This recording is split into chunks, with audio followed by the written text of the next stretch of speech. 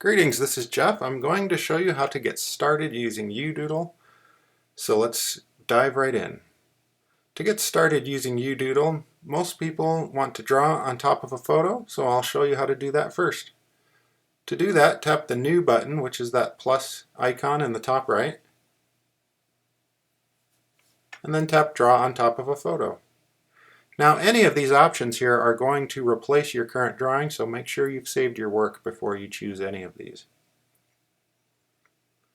I'm going to pick one of the built-in UDoodle backgrounds. I like this horse here. I don't need to crop, I'm going to just leave the original size. Now a lot of people want to draw a quick arrow or write a word on the photo or maybe even scribble out somebody's name so they can't see it. I'm going to just draw a quick arrow to highlight this horse in the back. Write a quick word here.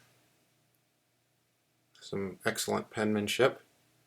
And in a matter of seconds you've marked up your photo, drawn an arrow, and you can then share this with the share button in the top left. There are a ton of sources here: Instagram, Facebook, Twitter, camera roll, other social networks, so tons of options there for your social networking needs. So that's how you draw on top of a photo. Now there's something of note here.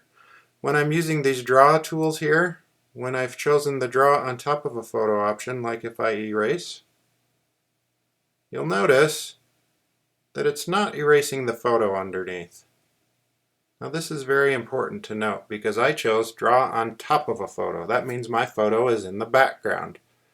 This arrow here is on the foreground. So when you tap this layers button in the bottom right and view layers, you can see the arrow's on the foreground and the horse is in the background. Now there's another common case for using UDoodle, and that's to edit a photo.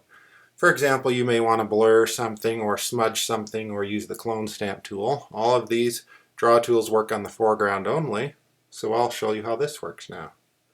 If you tap the plus button in the top right again, this time pick Edit a Photo, you'll notice that the graphic there shows your photo on the foreground, so I'm going to select that. I'm going to choose this horse again.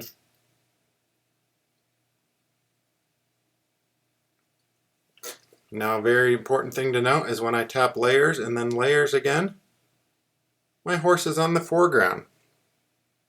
So if I start erasing, I'm actually changing the photo. You can see that the transparency is now showing through. I'm going to tap undo and show you how now that you could blur, smudge your photo.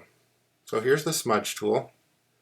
Some people like to use this to make kind of a painty, misty effect.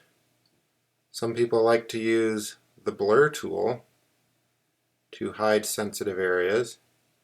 Let's say I didn't want anyone to recognize my horse. I could blur his face. There, now you would never be able to tell whose horse that is. There's other tools like the clone stamp tool, which is one of my favorites.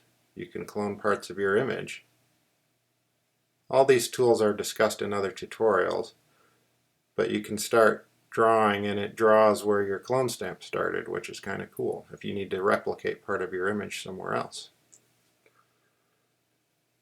Finally, I get asked this a lot. People say, how do I delete my drawing? I want to clear it out, and that's easily done by tapping that plus button again in the top right and tapping Start over blank. And now your drawing is cleared out, you can start fresh. And that covers about the basic use case for UDoodle. Thanks for watching. Please share your drawings on Facebook and Instagram and Twitter. If you have any questions, email support@udoodle.net, and have a wonderful day.